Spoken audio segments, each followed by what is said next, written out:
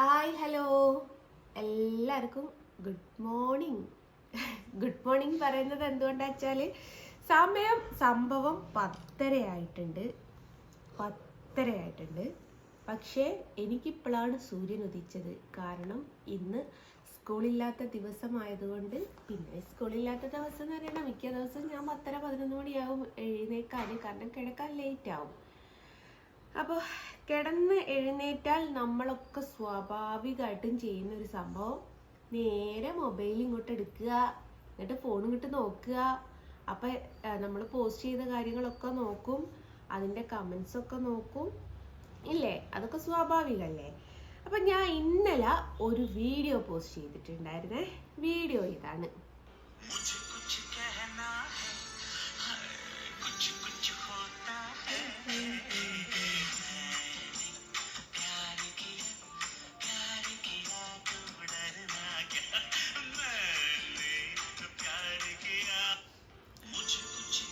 അപ്പോൾ ഇതെന്ന് പറയുന്നത് എൻ്റെ വാപ്പയുടെ കൂടെ ഇന്നലെ ഒരു വീഡിയോ എടുത്തതാണ്. അപ്പോൾ ഇതിലിപ്പോൾ എന്താണ് എനിക്ക് കമൻറ്റിന് മറുപടി കൊടുക്കാനുള്ളതെന്ന് വെച്ചാൽ, ഒരു ജമീല ഷാ കേട്ടോ, 7304 മേ ബി പിന്നെ ഫേക്ക് അക്കൗണ്ട് ആവാം, നോർമൽ അക്കൗണ്ട് ആവാം. മോളെ കൂട്ടിക്കൊടുക്കുന്ന ബ്രോക്കർ വാപ്പ.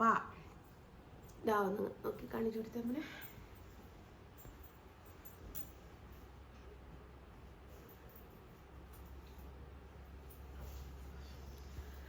അപ്പോൾ ഈ ജമീല ഷാനോട് എനിക്ക് 2 വാക്ക് പറഞ്ഞേ പറ്റൂ.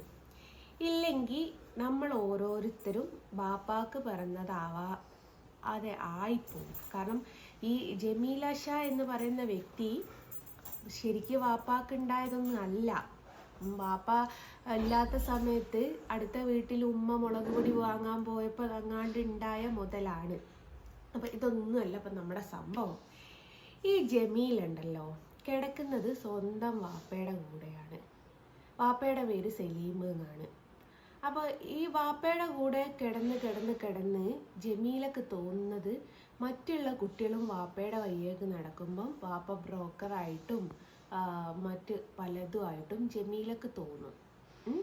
അപ്പം ജമീല വാപ്പയുടെ കൂടെ കിടക്കുന്നുണ്ട് എന്ന് വിചാരിച്ചിട്ട് എല്ലാവരും ജമീലാൻ്റെ വാപ്പാനെ പോലെ ജമീലക്കിട്ട് താങ്ങി തരുന്നോലാണെന്ന് ചിന്തിക്കരുത് ജമീല. ഏതായാലും നിന്റെ വാപ്പ സലീം ഉണ്ടല്ലോ, മുറുക്കിക്കൊണ്ട് നടക്കുന്ന സാധനം. മുറുക്കാൻ ഉദ്ദേശിച്ചത് വാ നിറയെ മുറുക്കാൻ. ഈ ജമീലനെ എനിക്ക് നന്നായിട്ട് അറിയാം. ജമീലൻ്റെ ഉമ്മയുടെ പേര് നദീറ എന്നാണ്. അപ്പോൾ നദീറയും ഈ സലീമും പഠിപ്പിച്ചതാണ് ഈ ജമീലനെ ഈ ഒരു വാക്ക്.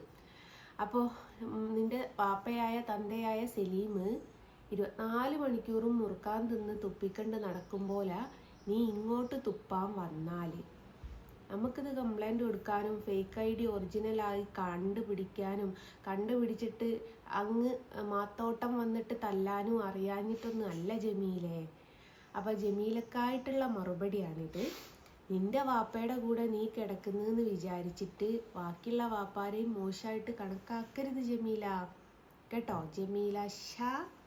അപ്പം ഇത് നിന്നോട് പറഞ്ഞിട്ടില്ലെങ്കിലേ ശരിയാവൂല. കാരണം നീ നിന്റെ വാപ്പാൻ്റെ സുഖം കുറേ അനുഭവിച്ചിട്ടുണ്ടാവും. അതായിരിക്കും മോൾക്ക് അങ്ങനെ തോന്നാൻ കാരണം കേട്ടോ ജമീല ഷാ.